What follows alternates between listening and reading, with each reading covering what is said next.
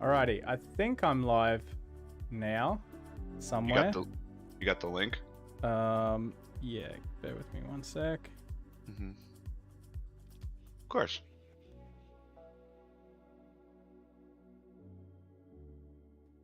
Alrighty. Yeah, okay, I have a stream that works, sort of. This one works. That'll notify. Yep, that one will do it. That one's on. I can see that. Yeah, that one's actually working. Oh my god, what a disaster. Anyway, welcome, TJ. We finally have a stream that is working. I don't know what happened there, but I had two different streams and none of them worked for some bizarre reason. But this one works, so that's good. Welcome to the stream. Welcome everybody if you're in here and trying to jump across the streams that I'm slowly putting up. Let's just jump straight in.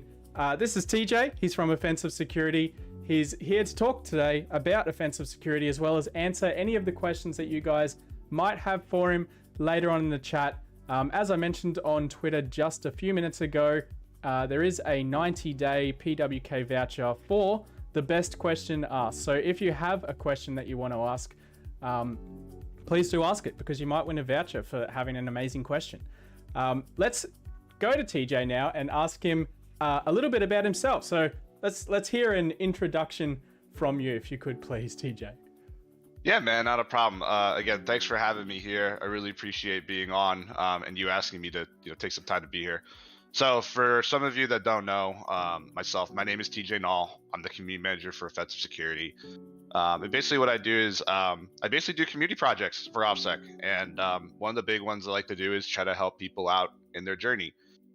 Whether it's to get the PWK, the Pen 200, or go through any other courses that offsec has. So if there's any issues, any problems, things you want to learn more about, right? I'm the person to talk about. And I have an awesome coworker I work with. His name's Falcon Spy. He's our community ambassador, and he helps out with a lot of stuff that really I help to maintain the offsec community platform, which is really fun. Nice. But outside of offsec, I've been doing pen testing for I think like 8 to 10 years. Mostly in the private sector is what I've done. And I've actually got to see some really, really cool stuff for fun. And then outside of that, what I like to do, of course, outside of InfoSec, right, you gotta have some hobbies. I love to hike. Travel outdoors is one of my big things I like to do. And I play for a semi-professional lacrosse team here in the states I live in. So it's a lot of fun. Oh yeah, that is pretty cool. I bet that keeps you super fit as well. Oh yeah. Yeah. Yeah, right. That's from what I don't know much about that sport, but I have heard it's quite violent at times. There are That. moments. Yeah. There are moments at time it can be violent. Like if you're playing like indoor box lacrosse, like there's fights that'll happen. I've been in situations where like the whole team is like fighting the other team, and like they get out of the benches to fight against each other. Wow. Okay. But overall, oh yeah, like it's an all-out brawl in indoor, and like the rest are like okay with it.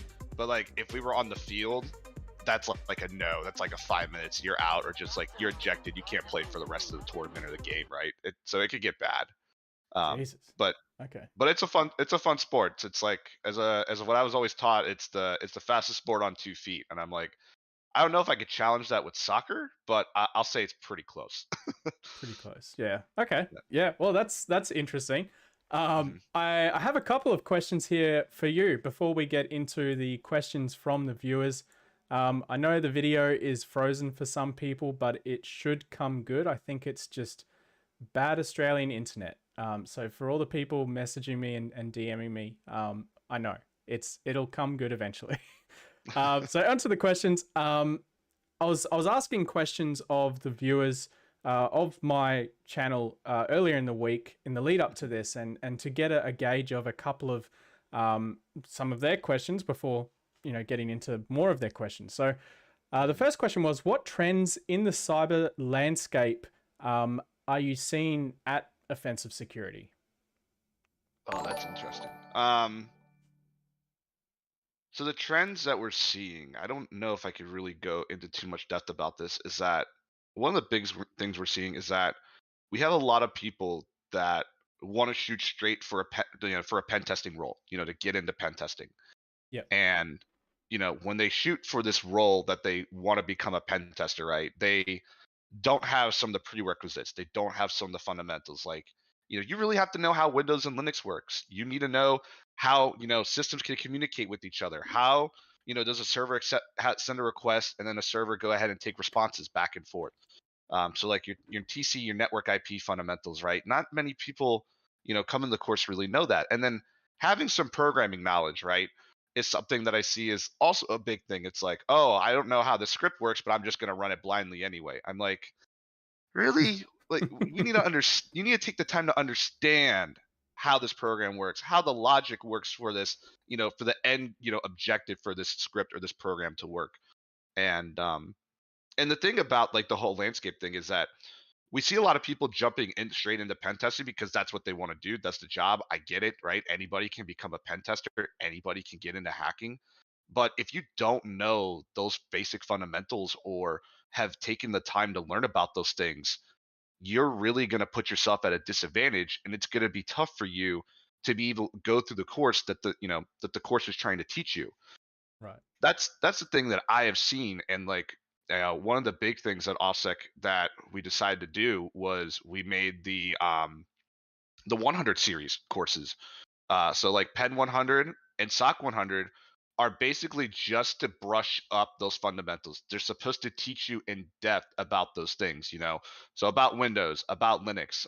There's a section that I wrote for the pen 100, and that's network scripting, where you actually get to write your own different types of network scripts with Python. So you could be able to write your own port scanner. You can write your own server side, sorry, your own web request module. You can go ahead and use Scapy to capture traffic. And, those things I think are very valuable, right? Because when you get to the real world of doing pen tests and you have a system that you can't just drop Nmap on, right? But there's Python on it, right? You Yeah. could easily write your scripts, run those scripts, test and configure that stuff, and grab that data that you need, right, to continue on with your pen test. And, for people that don't know that stuff, they really need to. And that's Yeah. something that, in the threat landscape that I see is not many people are taking time to learn their fundamentals. They really need to actually have the fundamentals on their belt. Otherwise, in the end of it, it's going to be a problem in the long run. I agree. And I think those fundamentals are something that's often missed a lot as well. Hmm. Like people sort of jump in and go guns blazing and then find out that the fundamental components that they should have learnt beforehand is they don't know it. And that's Hmm. I mean, you sort of see that echoing as well in recruitment side where different companies are recruiting for say a pen tester and they get someone who um, is maybe certified to the teeth, but they've never worked in sysadmin or networking or coding or anything like that before, Hmm. and don't have that fundamental, I would say, experience and thus knowledge to be able to go into those sort of positions. That's not the case all the time, of course. I mean, people do learn some of that stuff, but I mean that's why a lot of recruiters talk to me are saying we want someone who has sysadmin experience or someone who's been a network engineer for a year or 2 years or whatever. So I think that's sort of it echoes that same thing of fundamental knowledge or experience. So it's kind of interesting to see that, but I know that's why the offensive security has come up with those like the Pen 100, like you said Hmm. before, and they're there for that exact reason. Yeah, and it's not supposed to be like an advanced course. It's supposed to help you get started to, refresh your topics, right? And also to bring new people into the field, whether you're a college student, an aspiring person who has a passion to get in the cybersecurity field. Those courses are not there to scare you. It's more just to teach you and help you understand how to be a good cybersecurity professional, right? Yeah, And also the way I look at it too is that it helps you build the mindset, right? To do your research, understand, the errors that you're getting from some stuff and try to, do the research to find out what those errors are meaning, right? How can you improve those errors? How do you fix that error, right? And we have a lot of people that just skip that stuff nowadays in the field, and it drives me nuts personally. But you know, I, Yeah. I always try to find passionate people, that are interested in cyber, want to understand things. They want to break things down to why this error is a problem, how can they fix it, what can they do to troubleshoot it, right? Those are the people I want. I don't want a person who comes in the field and is like, oh, I'm going to be a pen tester. I'm going to make six figures right out of the bat. I'm like, no, that's not how this works. You gotta take a step back for a second here. We gotta look at your criteria. We gotta see what you've done. And Yeah. if you just have OCP under your belt, but don't have any sysadmin background or don't have any um, networking experience at all, right? That could be a challenge. You could probably get in at a pen tester role, let's say a junior pen tester role, but seeing somewhere, how do I put this really? But if you want to try to be, like a mid-level or senior pen tester, right, you're not going to be able to start right there off the bat. But having that experience beforehand and the fundamental side, right, is really going to help you. For And, sure. and there's one point I want to make too. It's like, for us, right? We've been doing pen testing and talking with security people for a while. Yeah. For us, sometimes we also have to brush up our fundamentals, and that's Oh, one absolutely. right. Like that's 100% okay. 100%. That's Yeah. you Yeah. know, Like and often. Yeah. yeah, right. Like Yeah. I can't subnet like really fast like I used to when I was in high school and college. So I have to use a calculator sometimes just to figure out how many hosts are in a /16 that Yeah. I have to Cheat sheets are assess, right? good. Or Yeah, the cheat online sheets are good. calculators are good too. Yeah. you know, I but like those. yeah. So that's what I like to say for people. It's like it's okay if you don't remember everything fundamental wise, but if you take time to refresh some of that stuff, brush up on it, get a better mindset on it, then you're gonna do really well in the field. Is what I think. For sure. I agree. hmm On to the next question. I don't think you answered this before, but how did you get started in cybersecurity? Wow, this is gonna be a story. That's Um, cool. We got time. Yeah. so when I was in high school, they had a career tech program, and the career tech program that I went to offered a bunch of PC tech classes. And when you were going through this, you would also get some CompTIA certifications. Yep. And during the time, um, I had a personal family relative, my grandfather. Him and he was like really big into tech. He had his own little tech store, so he would like sell PCs and stuff at it. And him and I would just talk about tech stuff all the time. And he kind of really got me influenced to get into the IT side of the field. This is before me getting into cyber. And then when he passed away, um, it was kind of tough for me because I would talk with him about all this different tech stuff, all the cool stuff that's happening. We would talk about science like it was nothing, and like I lost that, from him. Although he passed away peacefully and everything, he's not suffering anymore. Um, I wanted to find ways to um, basically take the stuff I learned from him and try to continue that as my career. That was like a passion that I had. Yeah. And so going back to high school, right? I got my A plus, my Net plus, and my CCNT over there. And then right as a senior, they offered a Security Plus course. And I was like, okay, cool. I'm interested in taking that. I want to get into security. Sounds really cool. And my mentor, my teacher there, what he did was he didn't go through anything by the guidelines for what you're supposed to prepare for Security Plus. So what he did was he gave me a Backtrack 5 cookbook, and he gave me Damn. a Backtrack 5 R3 CD, and he gave me three Windows systems. It was a Windows Server 2003, a 2008, and a Windows 7 system, all connected in the lab. And he's like, you need to go through every single chapter in this book, and you need to use this CD to actually go ahead and conduct those attacks. And me, I just didn't know Linux. Like I didn't understand it. So Backtrack 5 or 3 was like my first actual Linux distro that I played with. I didn't play with like Ubuntu or Damn. Debian. Like Backtrack was the first one they gave me. And I'm like, all right, let's see how this goes. And as I kept going through the book, following the chapters, testing, different tools, different exploits out, um, as a pen tester, right? Some tools work, some tools don't, right? Or like you're running something wrong, or you're running, or there's an option that needs to get fixed, right? And a lot of that stuff I learned through that 3 months, and I was like, I really like hacking. I really like getting into this. This is really fun. So then I started doing research and digging into, who made Backtrack, and the first thing that came up was Offense Security. And I was like, oh, cool. So I looked into their site, looked into their course that they had. It was pen testing with backtrack at the time when I was a senior in high school. And when I looked at it, I was like, wow, the requirements for this thing look extremely tough. You had to take a 24-hour exam for it. I'm like, I don't think I Yeah. feel ready yet, but it's on my bucket list to do as an end goal. Um, so over time, I started to uh, like prepare myself with those prereqs. I try to find every single like open resource I could find.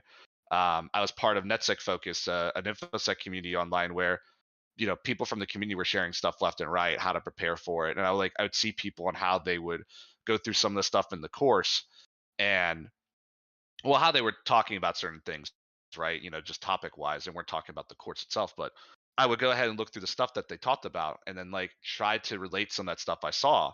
And the best way I was able to practice with all of that was with Hub when I started out. Right. And Hub was a great resource for me. So I'd use that all the time. And then after I graduated from college, I worked in the private sector as a SOC analyst. I started at, and when I started as a SOC analyst, we had a dirty box that we could use. And I spun up on my free time. I had a Kali system ready to go. I rolled my own distro. I learned how to do that. And then I started um, downloading vulnerable boxes from Hub, and I would just practice those on the side. So then over time, I got some bunch of other certs that the SOC wanted me to get. And then my end goal afterwards was to get the OCP. And that was a super fun, stressful journey that I Yeah. really, really enjoyed from like the first day to like my 28th day. And the exam was like stressful, but the good thing for me though was that during my time of high school and college, I did a lot of cyber competitions. And a lot of the stuff that I did was like we had CTS, we had to do that were like 24 hours straight. And so like the time that I went through those CTFs really helped me kind of prepare how to go through, the actual course at 20 or sorry, the actual exam at 24 hours. So like I had a good mindset, I had a good way to break things down mentally. Um and then, once I got through all the boxes I need to pass, this is through the old version, of course. Um I got my OCP like a couple days later. And then right after that, the company I worked for in the private sector, they had a pen test team that reached out to me and saw that I got my OCP. I guess, someone from the team just relayed some message out to that team. It was like, we want to bring you on board as a pen tester. I'm like, okay, cool. So, so throughout that whole journey, um, that's where I started. That's where I got from, and that took me about 8 years, from high school all the way up, just to get to where I was as a pen tester. But everything I really learned, I think, really helped me out get to be where I am today. And without my mentor and without my grandfather, I really would have never had this passion that I would have now for this field, especially really. And Yeah. one of the For sure. It sounds what like it really sort of kickstarted things for you there to yeah. from what you've said. Yeah. And one thing I want to mention, and I know you got other questions you want to ask. But one of the other things too that really I try to give back or I try to look to inspire is my grandfather had a hacker alias online. I never knew. So he Really? actually, yeah, so he actually wrote scripts, did some dev stuff, and like I had his old PC. I looked at that stuff, and I was like, he went by an alias of Devin Null, and so till this day, the Null last name comes from him, and then I picked TJ because I just like the name TJ. So any single time I go by the hacker alias of TJ Null, I try to go as the predecessor of my grandfather who went online as Devin Null. Damn. It lives on. The Yeah, hacker alias lives on in time. That's yeah. cool. That's awesome. Actually, that's a nice homage to your grandfather as well. Hmm. Um, kicking on. Let's go to the next question. So this one was from another viewer. Before taking OSCP, would you recommend any certifications or learning material? You've kind of already covered this with the um, what was I can't even remember. My mind's gone blank. Those ones you were mentioning before, the fundamentals. Yeah, the fundamentals I think are a good start. The other thing too is that there is a guide that I wrote that I went through a bunch of different certifications. I went through a bunch of different providers, just to get understanding of like, do any of these courses relate to what offsec teaches, or is there something that kind of aligns with what offsec has? And um, a lot of courses out there in the world, they tend to overlap, right? They have their own Yeah. ways of, educating us about how we should learn different things, right? Every course I think from any competitor has their ups and downs, really. And like I said, some stuff teaches and overlaps over things, but um, the point I'm trying to make is that it's really up to the person, right, themselves, right? Everybody has their own journey, different certifications that they want to take, and I'd say go for those, right? Try to take the time to think what is going to be best for you. That's going to help you in the long run. Um, Yeah. you know, if I had the chance to redo all this over again, I would definitely have my employer pay for Pen 100 just to go through that, and then help me brush out some skills maybe that I missed and some things that I wanted to learn, and then from there, probably do Pen 200, right, and then go through the actual course from there itself. Yeah, that's fair Mhm. enough. I've just put a link to that article that TJ was just talking about in the chat. If you guys want to check that out, it's at netsecfocus.com/OSCP, etc. Go and check it out. I had a read of it before. It's awesome. Definitely worth a read. Um, Next question was, what's an area of growth in cybersecurity as a whole industry that you've personally seen recently? So if that's a growth in particular jobs or a growth in certifications or learning material, whatever it is, what's the biggest area of growth that you've seen recently? The biggest growth in area that I've seen recently in our field is cloud pen testing. Cloud Okay. cloud cloud pen testing is now starting to become a big thing because we have so many corporations and businesses that just want to move all their software, their programs, their operating systems right straight up in the cloud because they think, oh yeah, it's in the cloud, it'll be secure, and we don't have to worry about it. We don't got to maintain it anymore. I'm like, yeah, no, that's not the case. Sorry. Yeah. And with these cloud providers, right, there's so many different programs, services that we can even utilize as pen testers or as red teamers that we can abuse. And I don't think really there's not much information out there yet, um, that we haven't explored. And I think Right. that's, in cloud pen testing, there's so much we have the opportunity to do that. Will it cost a little bit? Of course. I mean, it's the cloud provider's got to make money somehow, right? But Exactly. at the Yeah. but at the same time, like we have an opportunity to look at this stuff, try to figure out, okay, if I could touch this network, that means I could probably touch other networks that are probably in these, let's say, Azure domains or in these AWS instances that they have set up and configured. Um, so that's the big area I think I see as a trend that's going to continue to grow, continue to push. Because it may come to the point where we might not be pen testing on-prem stuff as we are nowadays, really. Yeah, that's true. There's actually a good question that's just come into the chat that I need to ask before we go to the next question, which is speaking of cloud pen testing, have you played with Purple Panda? What is Purple Panda? I've never Oh, played with that, so I will ask you if you know that. oh man, I haven't actually played with it yet. But basically, it's a lack of better word tool to use.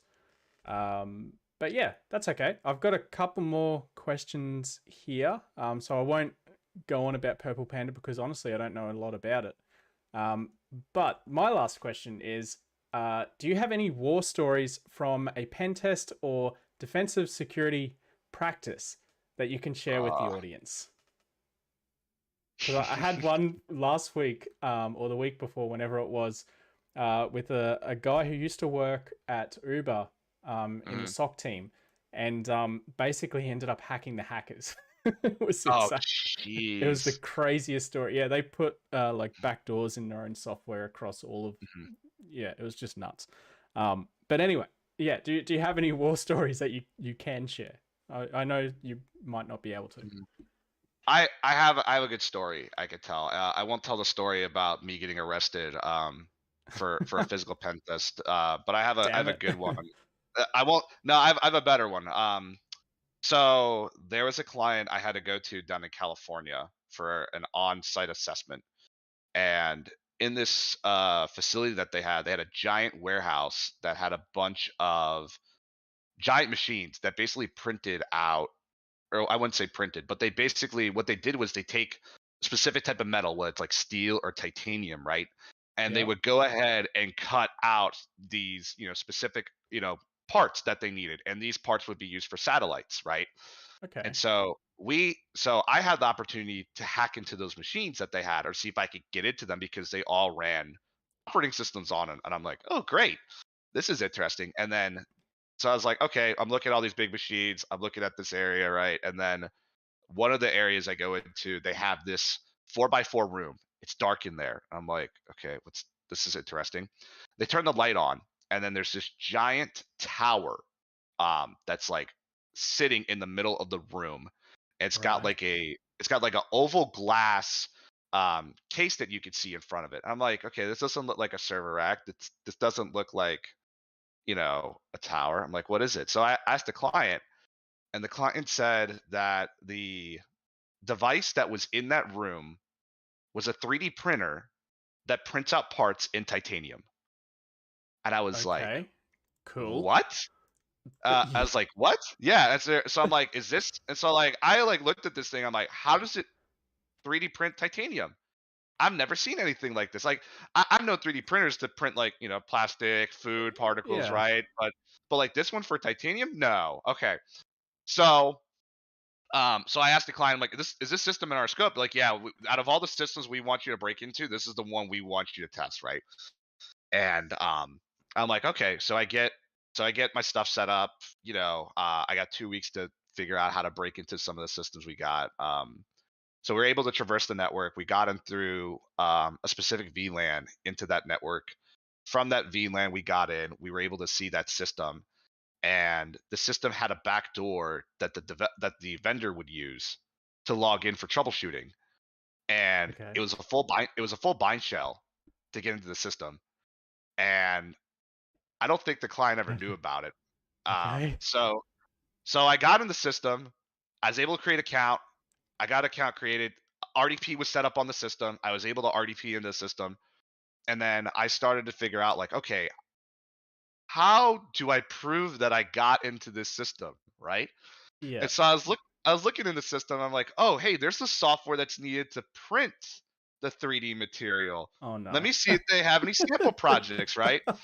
And I You go didn't. ahead and I You went through the didn't. application, and I actually printed a titanium 3D spear because I Oh had no my jobs god. running. So I was like, I printed it, and I printed it. It printed the whole thing, no problems. And I went to that room. I got the spear, and then I went to the client. Or no, I had the spear. I held on to it, so I had it, and I was like writing the Just report, finishing the report casually up. walking through an office with a spear. Yeah, I like had a spear, right? And then as I walked with the spear away, right? On the day we had our off brief for the client asked me, he's like, "So how'd you do?" And I chucked the titanium spear at him, and he caught it, and he like looks at me, he looks at the spear, and he's like, "Yeah, we have a lot to talk about." Yeah. And No so shit. like I asked him, I'm like, "So what's the purpose of this?" Is like it's supposed to print satellite parts if we can't like actually cut them out in the machines we use out there. I'm like, "Okay." And I was like, "So what's up with the vendor for the system?" He said, "Oh, it's a development system." I'm like, "What?" He's like, "Yeah, we bought a dev prototype. We didn't buy the official one." I'm like, Right. "So why do you not have the official one that can patch this back door?" It's like, well, the official one has some features on it that they removed from the dev one. And the dev and the price between them both, I'm not going to get into. I'm just going to say the point is it's super expensive. Yeah. No And kidding. Yeah. I could and guess. so they Yeah. told and so they told me and so the client told me, was like, yeah, so we keep the dev one because there's dev features on it that we like to use to customize things. I'm like, okay, well, this is an easy fix. This is something we could easily patch down. And I asked him, like, does the vendor ever get into it to troubleshoot things? He's like, no, the vendor actually doesn't support the system because it's not under warranty. And Yeah. they want us to keep buying the actual official one, even though we don't want to buy it. I'm like, okay, well, let's just turn this off. Don't need this. If you need to do any patching, do some patching for it, but upgrade to this different OS and we'll be good to go. Yep. So they did the recommendations. It was all good to go. And then as I was done, I gave him the report. I gave him the spear, and he said no. I'm like, what? He's like, you can keep it. I'm Oh my like, for god. Do you real? have the spear? Yeah. Do you want me to show you? Absolutely, yes. I want to see Yeah. a titanium spear. Oh Yeah. my Let me god. let me. I'll grab it for you. I got it right here. Hell yes. Get So, out. I don't know if you can see that. Oh my god, that's so cool. Yeah. So the other thing that's really cool about it, right, is titanium is like the lightest metal out there, right? Yeah. So it actually bounces. Oh my god. It's insane. Yeah.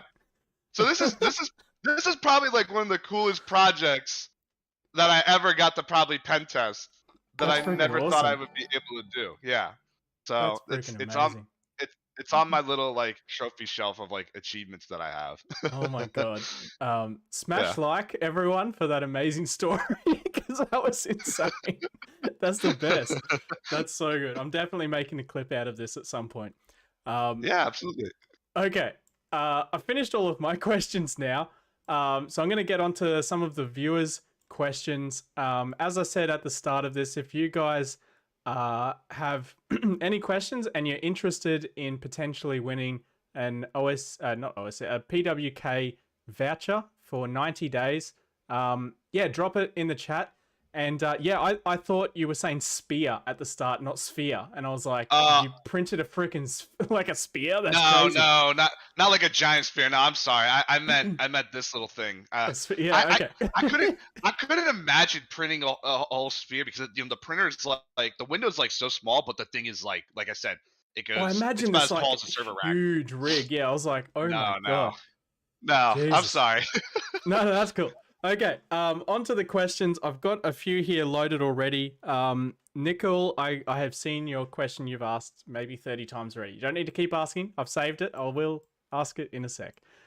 First question was from Sid. It says, with a growing amount of certifications popping up that are longer in duration and are claimed to be the competition, was there a second part to that question, dude? Because I didn't see it if it was.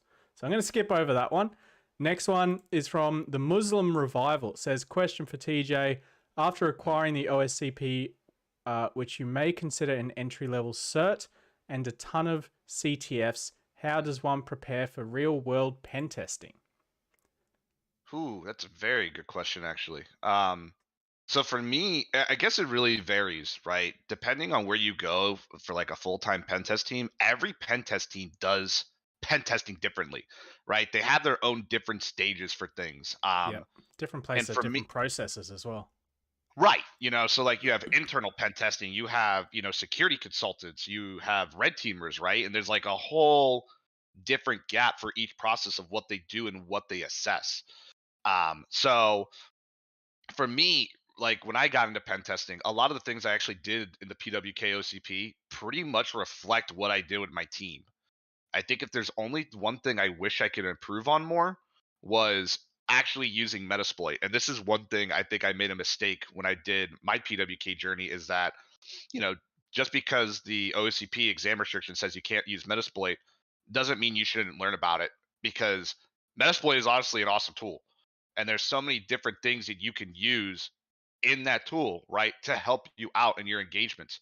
Because let's Absolutely. be honest, do you want to manage an individual shell and you have 200 systems that have that shell and you have to go through all of them at once when Metasploit could easily carry those sessions for you?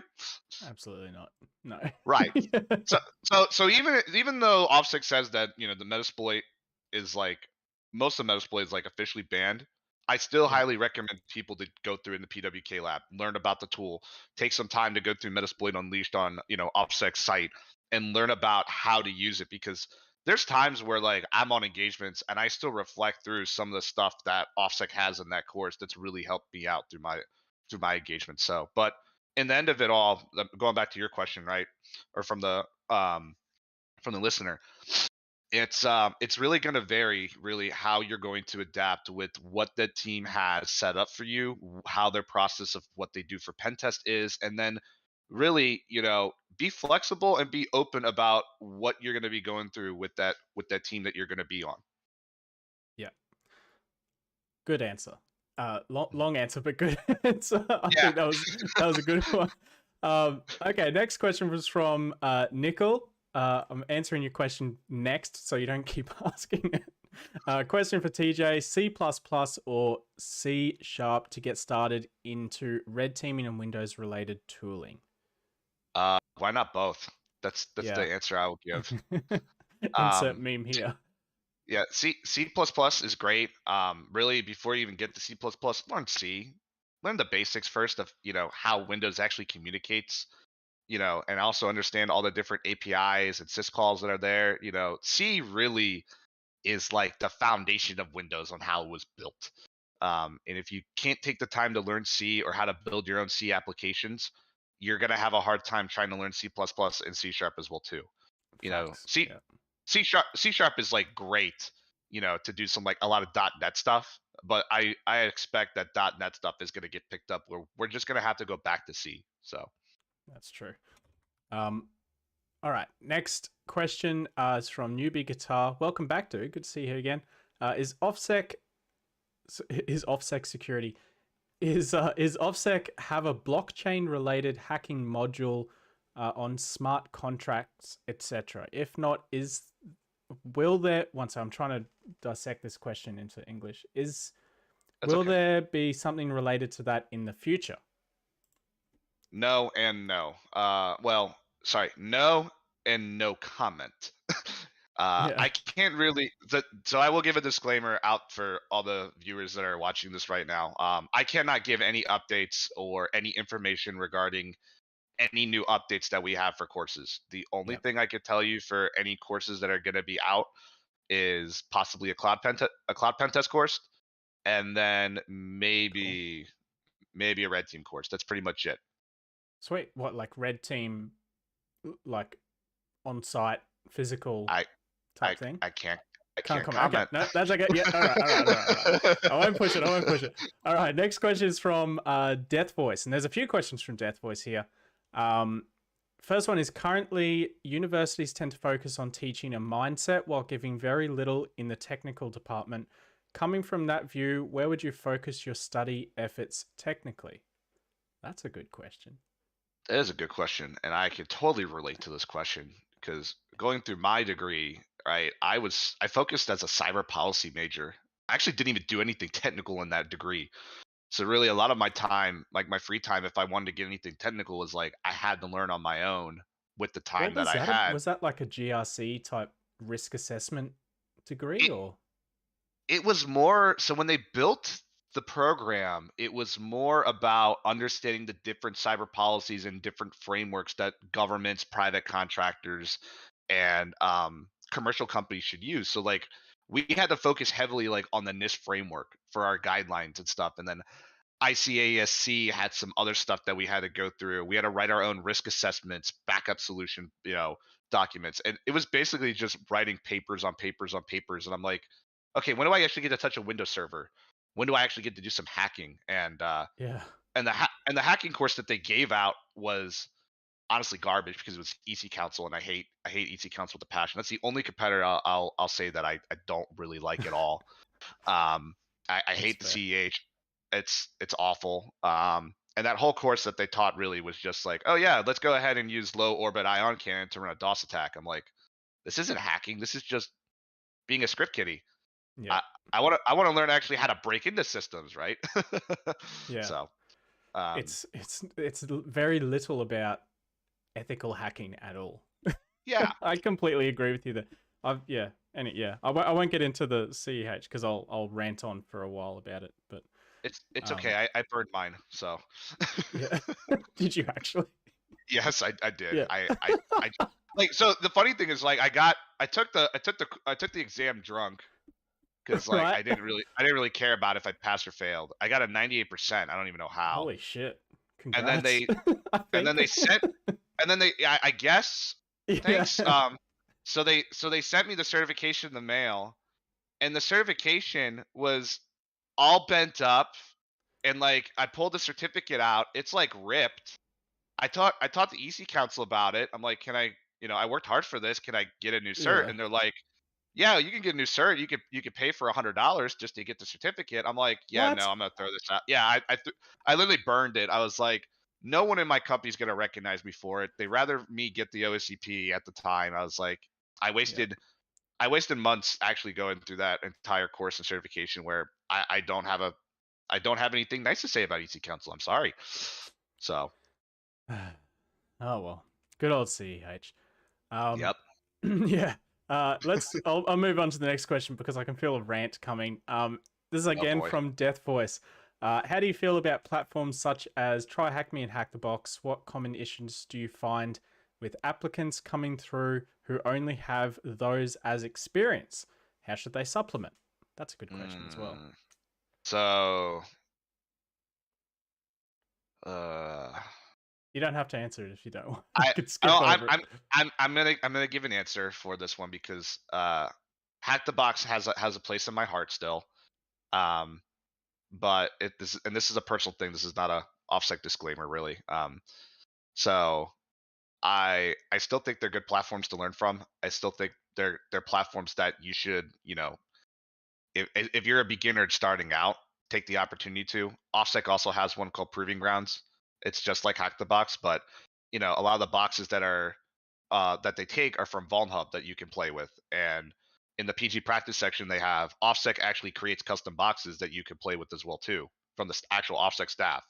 So the boxes that they build in PG Enterprise and in the PWK and for other courses that offsec has, those boxes go into PG practice that you could play with for fun. Right. Um, so, but try Hack Me. I have nothing but good things to say. Although I don't play on that platform anymore. Hack the Box, I'll go on there time to time to update the list. Um, Yeah. but I think they're good places to start. But really, it's up to you on really where you think you're going to learn best with the knowledge you're trying to gain. That's my best answer I could give to that.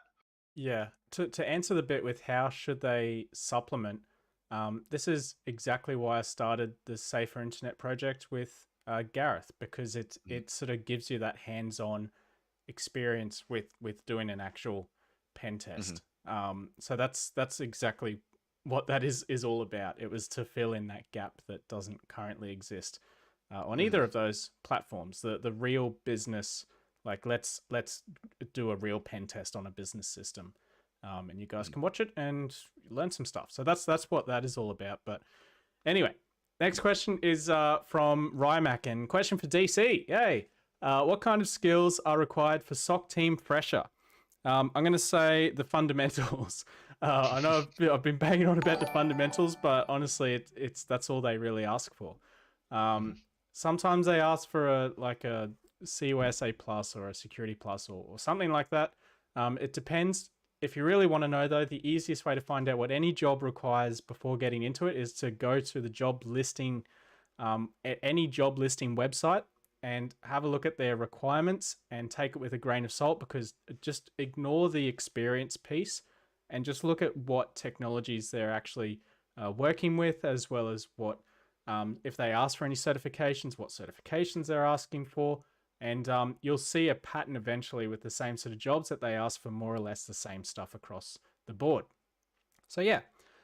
Next question is from Jopa, and the question is, what is the coolest slash most interesting unintended solve you've seen on an exam attempt? I don't know if you can talk about that. I cannot talk about that. Yeah, no, sorry, Jopa. Uh, That's a cool question. But yeah, no, not gonna happen. Darth Web 99 says, keen to get your thoughts how the AD section of the OSCP compares to competitors such as the PMPT, for example. That's a very specific part of the exam. Um, do you want to go there or not particularly?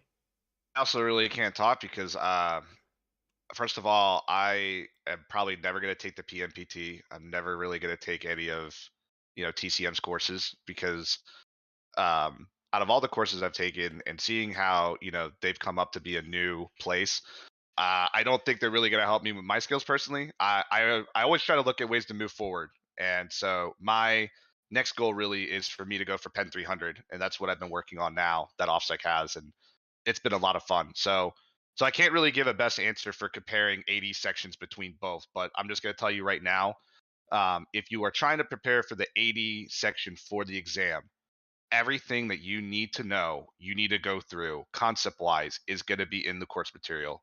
And it's we try basically the lab guys that build those boxes for the exam, right? They try to make sure everything that they build or any type of path technique is talked about or covered in the course. And they really take their work seriously on what they do. They don't try to throw any rabbit holes. They don't try to screw people over. They try to make it easy as possible, but also at the same time trying to make sure that it shows a challenge, to see how you can overcome those specific Exactly. Yeah. services they put in, right? There needs And to be a how, challenge to solve. Otherwise, right, I mean, what's the point? right. And then, Yeah. how can you do your own research effectively? That's the other thing it tests too. And I think a lot of people miss that. Where it's Yeah. like, oh, I find a vulnerable service. Let me go ahead and look up the version and see if there's an exploit for it. No, there's a little bit more to that if you can actually look through that. Yeah. So, Good answer.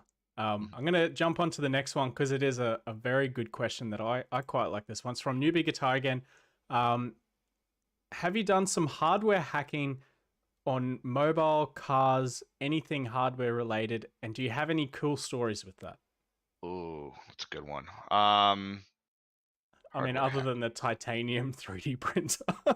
Titanium 3D printer, I think, is the really big one that hits the list. Yeah, Um, that was a I've crazy question. I've done wireless pen testing on a few facilities where as I've been around military aircraft, but I can't really go into the specifics of that. Yeah. Um, No, I can't. I don't think No, I have anything. Car hacking is like one thing that I like to get into. It's just like I don't have the time for because I have so many other things I want to learn first before I like. Yeah, let's jump straight into cars. But like in the field I work in, it's like I don't even do any car pen testing or hacking. yeah, So fair enough. yeah. Yeah, okay. Next question is from, I've lost my place on my list, from Death Voice again. How do you feel about alternative C2 frameworks versus Metasploit? Oh Is there yes. others you'd recommend? Oh, this is my question. I love this question. So Metasploit is kind of my go-to, and I actually write my own custom one because a lot of stuff that you could do in Metasploit, you can create your own custom templates for your own bypasses. The only reason why AV flags stuff is because they signature it, right? They don't do any heuristics checks really. And so there's many ways to create your own custom bypasses, add some stuff in there that, we see people nowadays bypassing. So, um, getting into other C2s, right? Cobalt Strike is my main one I use. It's a paid one, of course. Everybody uses it, right? Mudge really did a great job. I feel like building a lot of things for it, and try to use a lot of the code that he used to like reflect some of my attacks and my techniques that I use for my assessments. And then my other go-to recently that I've been using a lot more is Mythic C2. It's a really awesome framework that I think Cody Thomas has put together very well, and I've talked with him on a few things that he's done and the amount of effort he's put in to build that C2, to see the community come together to build their own custom implants. And he's got implants for Mac OS, he's got implants for Windows, mobile systems too. Like the Python, Golang agents. He's got a couple other ones that I think are really cool. And like it all interacts perfectly in this system, and they're all spun up in separate Docker images. So in case like one image goes down or one tool goes down, you can rebuild it easily with Docker, and everything comes back up fine. Um, I've used it recently in the CCDC competitions here in the states, Yeah. and that is one thing that I will probably continue to use in the future and work with Cody on to actually actually help him out, kind of continue to develop and improve the actual C2 itself. So big shout out to him. I want to say that. And if you haven't checked out Mythic C2, definitely take some time to take a look at it. It's an awesome C2 framework, I think. Oh yeah. Okay. I'll if any of the mods are actually watching this, if you could quickly Google that and chuck it in. I'm not willing to open any more browser windows because I might crash a stream again. Um, I've got another question here that you may not be able to answer, but I'm going to ask anyway. Sure. What would you say is the most common mistake people make during exams? It's a no deal or I can't say anything technically like of what they do, but what I could definitely say is that sometimes people really need to focus on their methodology and also taking breaks. okay. There's one quote that I've always said. I said, when you go into the exam, keep in mind you're gonna run out of ideas before you run out of time. And when you run out of ideas, right, you still have time to do the research to find those things that are out there. But if you're not taking breaks, if you're not stepping away from the computer, right, then you're really going to put yourself down in so many rabbit holes that you're not going to be able to go through the exam the way you should. And that's my recommendation is like, keep focused, take breaks when you need to, clear your mind. And if you fail, it is 100% okay. No one's going to get mad at you. No one's going to be frustrated. No one's going to put you down, right? The exam's not supposed to be easy, right? It's supposed to be challenging. But failing the exam gives you an opportunity to understand things you probably have missed, things that your methodology may have not worked on, things you need to improve on. There's many ways to practice through so many different boxes, but in the real world, right? We're never going to see those like hints or those like full exploits out there in No. public sometimes, right? We have to go find those things. And that's what the exam is supposed to prepare you for and challenge you when you go through it. So, So methodologies is and taking your time, and taking rest is the things you see, I guess, people uh screwing up, or not doing best mhm. in their exams.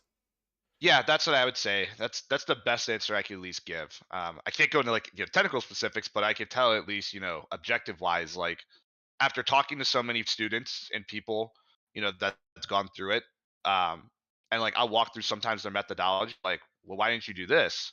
Why didn't you do that? You kind of missed this in your methodology here, and they're like, oh shoot, I didn't think about that. It looks like I need to improve on that. Then I'm like, yeah, that could help you in the long run, right? Might have been good, yeah. All right, I'm gonna get through 3 to 4 more questions. I've seen a few popping in here, so I'm gonna try and get through the next 3 or 4. I'll just list them out here. Okay, so the next question was from Matt M. It says, I'm clueless about network infrastructure penetration testing. What's your hmm methodology from IP to domain controller? Just a brief summary is good. Mm, I mean, I would say I could take the political answer in that it's different each time. Um, hmm but yeah, I mean, I usually have a set process for different types of systems, and I usually know what those systems are before doing anything or like going anywhere to do those. Um, so I pretty much just load whatever tools I would need to use for that process. But yeah, I mean, it's still different every time. I don't know if that's too brief though. So I don't know. Do you want to expand on that one, or expand a little bit from my side. yeah, Every network infrastructure, right, that we assess is always going to be different, right? Because you have so many different network engineers, sysadmins, web developers, software developers, right? They build their environment for the business, right? And it's always different of what we see, right? So sometimes, I mean, I've gone to a client environment and there's not a single Windows box. There's not a single Windows domain controller, but somehow all their Linux systems are tied into this magical Active Directory system that I've never seen before, and it's a service built in Linux. So, like, that's it's interesting. it's random. Yeah, there's a service out there called Free IPA, and it's a free application that you can use to build your own Linux Active Directory environment. I think I heard about this really recently. Um, Yeah, is it like a really recent thing, like a it, last couple of months type thing? it's been around for years, I believe. Oh man. But I've started to see it pick up recently that people are using, and I never expected to see it in a client environment running, and I was like, whoa, this is That's cool. cool. This is a new Yeah. challenge. I'm like, Yeah. I'm not going to be able to run like my normal Windows tools that I'd use to capture traffic and network for. I I had to really think outside the box for this one. I really enjoyed the challenge out of it. That's Um, cool. so, but that's the answer I can at least give. Like every network's going to be different. Your tool, Yep. your tool, and your methodology is always going to constantly change and improve over time. So that's the best way I'll 100%. describe it. Yeah. Quick shout out to Christian, who just tipped $9.99 in Romanian. So thank you. I think that's a beer. for me. So thank you very much. I'll enjoy that beer tomorrow at some point.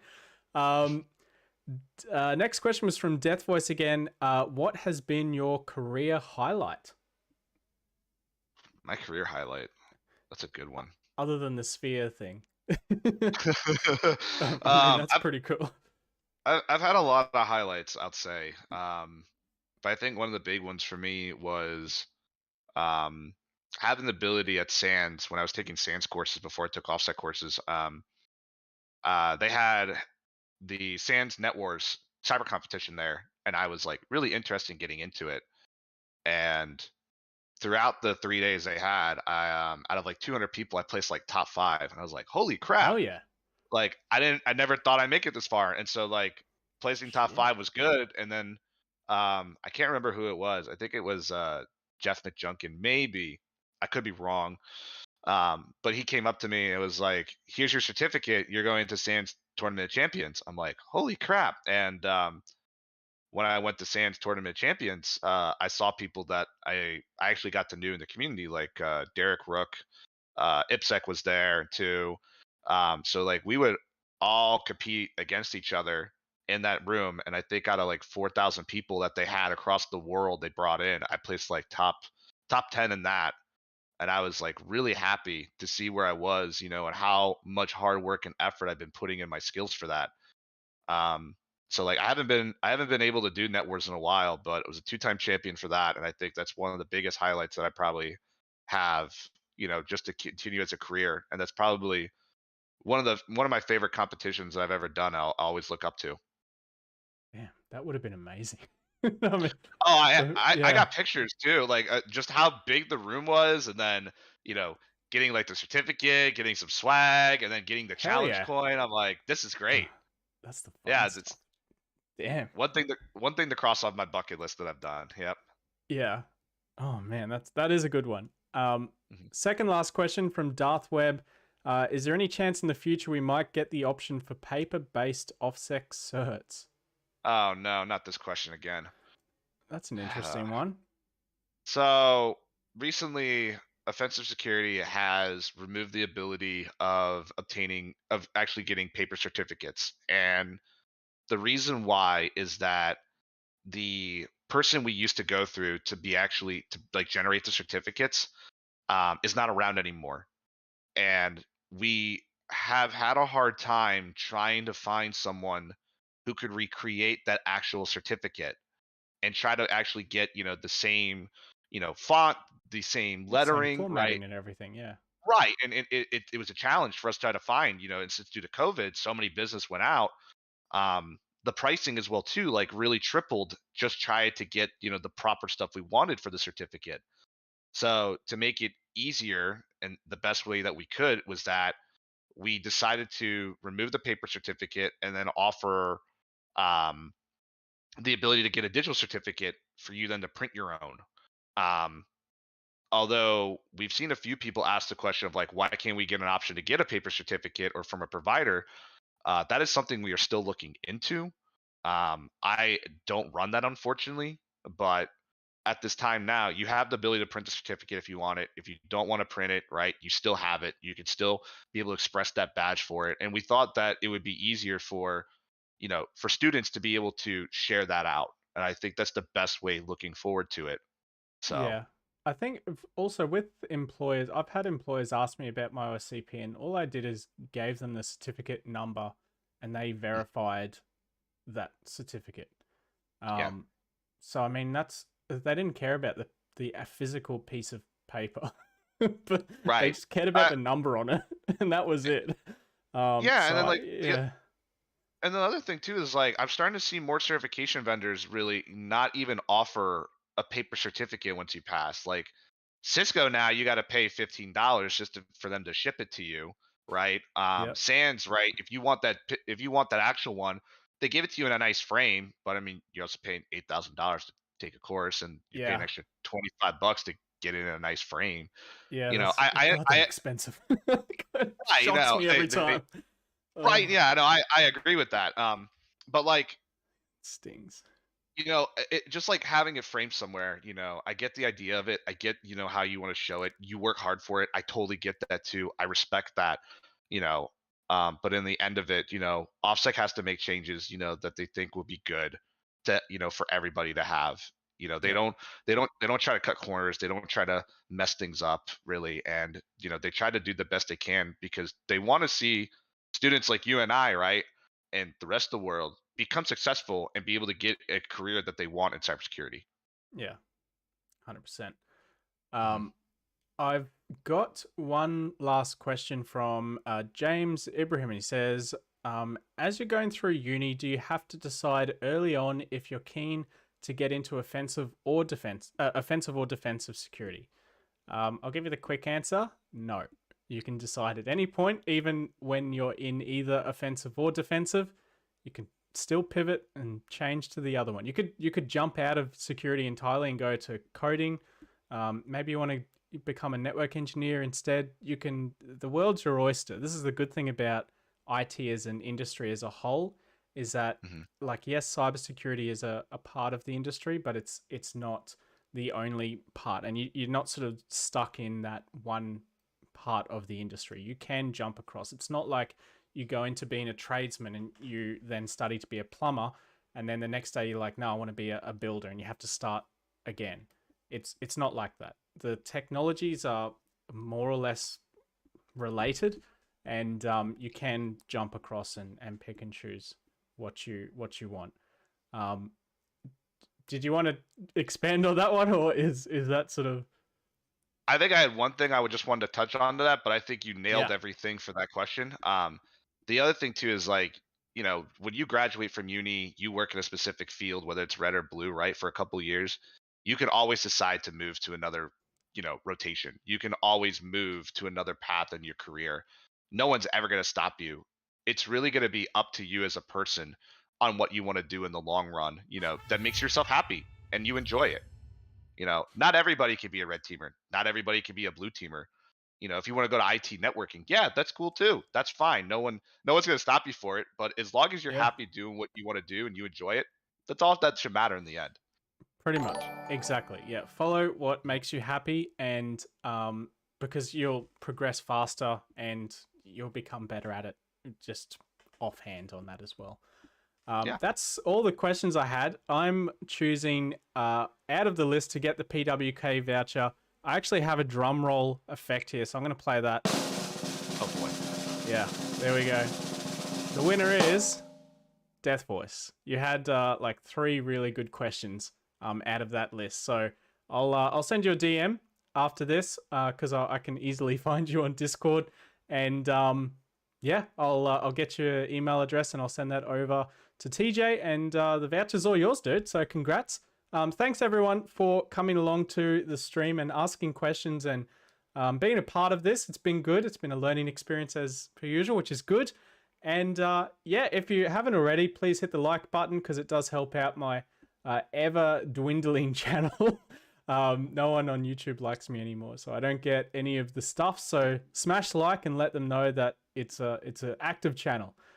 Thanks TJ for coming on. Of course, it's been good to have a chat. Finally, I've never actually talked to you in not in person, but close enough in Mhm. person before. So yeah, it's been good, man. I've been sort of randomly DMing you every now and then for a while now, but no actual like, yeah, real conversation. So this has been good. I've enjoyed it a lot. So yeah, thank you very much for coming on, and yeah, I'll see you guys later, and have a happy Orthodox Easter for all of those of you celebrating that, and yeah, I'll see you on the next stream.